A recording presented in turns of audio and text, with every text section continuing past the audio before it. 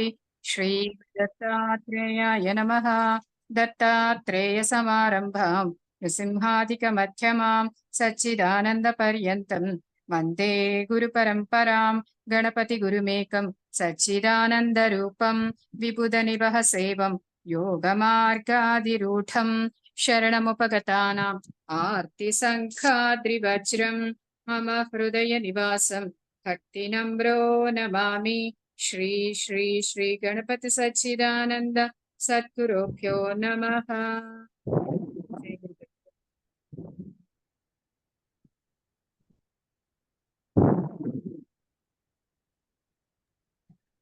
33 నుంచి మేడం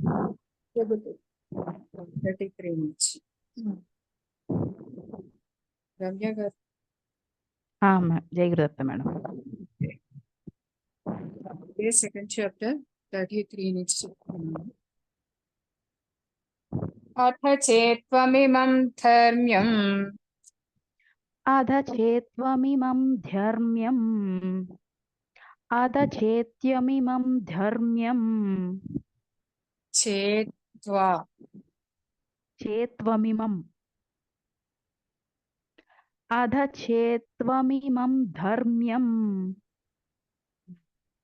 సంగ్రామం న కరిష్యసి సంగ్రామం న కరిష్యసి సంగ్రామం న కరిష్యసి తతః స్వధర్మం కీర్తించ తతః స్వధర్మం కీర్తిం చ తతః స్వధర్మం కీర్తిం చ హిత్వా పాపమవాప్స్యసి హిత్వా పాపమహప్స్యసి హిత్వా పాపమహప్స్యసి హిత్వా పాపమహప్స్యసి హిత్వా పాపమవాప్యసి మవాప్స్యసి పాకి సావత్తు యావత్తు. మవాప్స్యసి ఇంకొకసారి. హిత్వా పాపమవాప్స్యసి అథ చేత్వమిమం ధర్మ్యం సంగ్రామం న కరిష్యసి అథచేత్వమిమం ధర్మం సంగ్రామం న కరిష్యసి అథచేత్వమిమం ధర్మ్యం సంగ్రామం న కరిష్యసి తతః స్వధర్మం కీర్తించ హిత్వా పాపమవాప్స్యసి తతః స్వధర్మం కీర్తిం చ హిత్వా పాపమవాప్స్యసి తతః స్వధర్మం కీర్తిం చ హిత్వా పాపమవాప్స్యసి అథ చేత్వమిమం ధర్మ్యం సంగ్రామం న కరిష్యసి తతః స్వధర్మం కీర్తించ హిత్వా పాపమవాప్స్యసి అధచేత్వమిమం ధర్మ్యం సంగ్రామం న కరిష్యసి తతః స్వధర్మం కీర్తిం చ హిత్వా పాపమవాప్స్యసి అధచేత్వమిమం ధర్మ్యం సంగ్రామం న కరిష్యసి తతః స్వధర్మం కీర్తిం చ హిత్వా పాపమవాప్స్యసి అకీర్తిం చాపి భూతాని అకీర్తిం చాపి భూతాని కథయిష్యంతి తే వ్యయాం కథయిష్యంతి తే వ్యయాం సంభావితస్య చ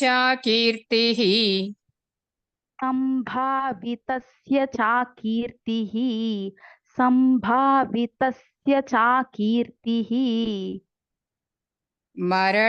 మరణాదతిరిచ్యతే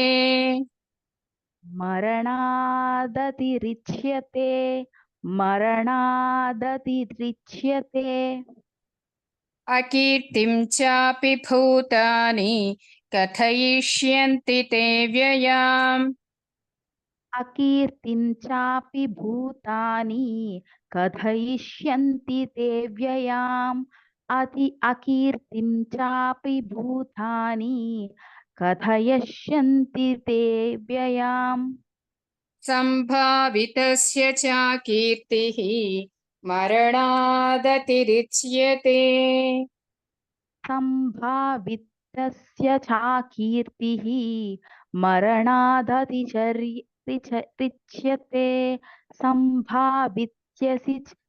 सम्भावितस्य चाकीर्तिः मरणादतिरिच्यते अकीर्तिं चापि भूतानि कथयिष्यन्ति ते व्ययाम् सम्भावितस्य च कीर्तिः मरणादतिरिच्यते अकीर्तिं चापि भूतानि कथयिष्यन्ति ते व्ययाम् सम्भावितस्य चाकीर्तिः मरणादतिरिच्यते अकीर्तिं चापि भूतानि कथयिष्यन्ति ते व्ययाम् सम्भावितस्य चाकीर्तिः मरणादतिरिच्यते भयाद्रणादुपरतम् द्रणातु परतम् भयाद्रणातु परतम् मंस्यन्ते त्वां महारथाः मंस्यन्ते त्वां महारथाः मंस्यन्ते त्वां महारथाः येषां च त्वं बहुमतः येषां च त्वं बहुमतः येषां च त्वं बहुमतः भूत्वा यास्यसि लाघवम् भूत्वा यास्यसि लाघवम् भूत्वा यास्यसि लाघवम् भयाद्रणादुपरतम् मंस्यन्ते त्वां महारथाः भयाद्रणादु परतम् मंस्यन्ते त्वां महारथाः भयाद्रणादु परतम् मंस्यन्ते त्वां महारथाः येषां च त्वं बहुमतः भूत्वा यास्यसि लाघवम्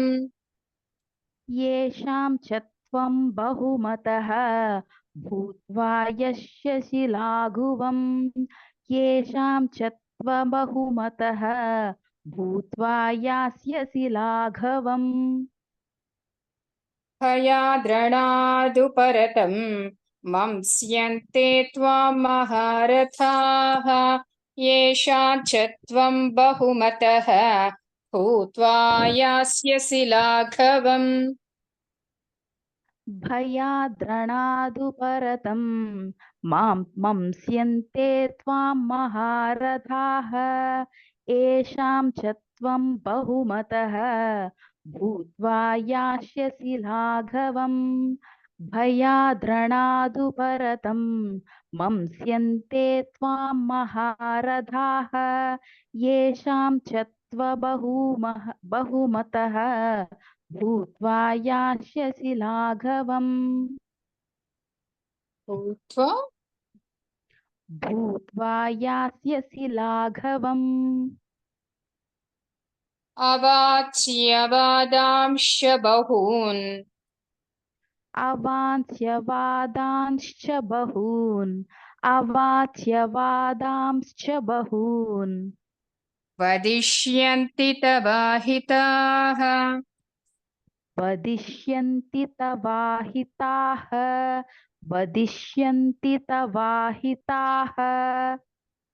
निन्दन्तस्तव सामर्थ्यम् निन्दन्तस्तव सामर्थ्यम् निन्दन्तस्तव सामर्थ्यम् ततो दुःखतरन्नु किम् ततो दुःखतरं नु किम् ततो दुःखतरं नु किम् दुःखतरं नु किम् दुःखतरं नु किम् अवाच्यवादांश्च बहून् वदिष्यन्ति तवाहिताः अवाच्यवादांश्च बहून् वदिष्यन्ति तवाहिताः अवाच्यवादांश्च बहून् वदिष्यन्ति तवाहिताः निन्दन्तस्तव सामर्थ्यं ततो दुःखतरं नु किम् निन्दन्तस्तव सामर्थ्यं ततो दुःखतरं नु कम् निन्दन्तस्तव सामर्थ्यं ततो दुःखतरं नु किम् अवाच्यवादांश्च बहून् वदिष्यन्ति तवाहिताः निन्दन्तस्तव सामर्थ्यं ततो दुःखतरं नु किम् अवाच्यवादांश्च बहून् वदिष्यन्ति तवाहिताः निन्दन्तस्तव सामर्थ्यं ततो दुःखतरं नु किम् अवाच्यवादांश्च बहून् वदिष्यन्ति तवाहिताः निन्दन्तस्तव सामर्थ्यं ततो दुःखतरं नु किम् हतो वा प्राप्स्यसि स्वर्गम् हतो वा प्राप्स्यसि स्वर्ग्यम् हतो वा प्राप्स्यसि स्वर्गम् हतो वा प्राप्स्यसि स्वर्गम्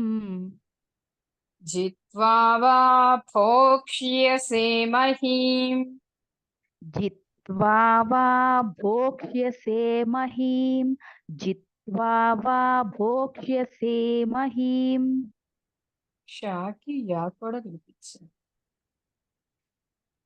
जित्वा वा भोक्ष्यसे महीम् భోక్ష్య भोक्ष्यसे महीम्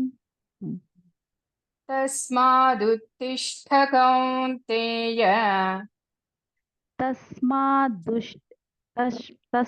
तस्मादुत्तिष्ठ कौन्तेय तस्मादुत्तिष्ठ कौन्तेय युद्धाय कृतनिश्चयः युद्धाय कृतनिश्चयः युद्धाय कृतनिश्चयः हतो वा प्राप्स्यसि स्वर्गम् जित्वा वा भोक्ष्यसे महीम् हतो वा प्राप्स्यसि स्वर्गम् जित्वा वा भोक्ष्यसे महीम् हतो वा प्राप्स्यसि स्वर्गम् जित्वा वा भोक्ष्यसे महीम् तस्मादुत्तिष्ठ कौन्तेय युद्धाय कृतनिश्चयः तस्मादुत्तिष्ठ कौन्तेय युद्धाय कृतनिश्चयः तस्मादुत्तिष्ठ कौन्तेय युद्धाय कृतनिश्चयः మళ్ళా చెప్పండి तस्मादुत्तिष्ठ कौन्तेय युद्धाय निश्चयः యుద్ధాయకి కృతనిశ్చయకి గ్యాప్ ఎక్కువ వస్తుంది युद्धाय कृतनिश्चयः हतो वा प्राप्स्यसि स्वर्गम् जित्वा वा भोक्ष्यसे महीम् तस्मादुत्तिष्ठ कौन्तेय युद्धाय कृतनिश्चयः हतो वा प्राप्स्यसि स्वर्गम् जित्वा वा भोक्ष्यसे महीम् तस्मादुत्तिष्ठ कौन्तेय युद्धाय कृतनिश्चयः हतो वा प्राप्स्यसि स्वर्गम् जित्वा वा भोक्ष्यसे महीम् तस्मादुत्तिष्ठ ఉత్తిష్ట కౌంతేయ యుద్ధాయ కృతనిశ్చయః. ఓకే, 5 శ్లోకాస్ అయిపోయినాయి. ఇక్కడ ఏం చెప్తున్నాడంటే హతో వాప్రాప్స్యసి స్వర్గం అంటే ఈ సాంఖ్యయోగంలో ఏంటంటే మీనింగ్, అసలు అర్జునుడు రథం ముందుకి వచ్చినప్పుడు నా వాళ్ళు, నా సొంత వాళ్ళు, నేను ఇలా చెయ్యటము యుద్ధం ఏమిటి అని దీనంగా కూర్చున్నప్పుడు ఈ ఫస్ట్ చాప్టర్ సెకండ్ చాప్టర్ అంతా దీనంగా అడుగుతాడు భగవానుడిని, శ్రీకృష్ణ భగవానుడిని అడుగుతాడు అనమాట. ఫస్ట్ చాప్టర్ సెకండ్ చాప్టర్ అంతా సేమ్ టు సేమ్, కొంచెం ఇంచు అలాగే ఉంటుంది. ఇక్కడ ఏం చెప్తున్నాడంటే అర్జున, అసలు మరణిస్తే వీర స్వర్గం వస్తుంది, గెలిస్తే ఏమొస్తుంది, మహారాజ్యం వస్తుంది, ఏదైనా కూడా మనకి మంచిదే కదా. అతడు సందేహంలో ఉన్నప్పుడు ఈ సందేహాలన్నీ నువ్వు పక్కన పెట్టేసేయ్. ముందు నువ్వు ఒక స్థిరమైన నిశ్చయం చేసుకో. నువ్వు ప్రస్తుతం యుద్ధంలో కర్తవ్య అంటే అది నీ బాధ్యత అనేది తెలుసుకో, లేచి నిలబడు అని చెప్పి ఆ యుద్ధం నుంచి ధైర్యంగా నిలబెడతాడు పరమాత్మ. ఇదంతా ఫస్ట్ సెకండ్ చాప్టర్ అనేది మొత్తం ఇలానే ఉంటుంది. జై గురుదత్త.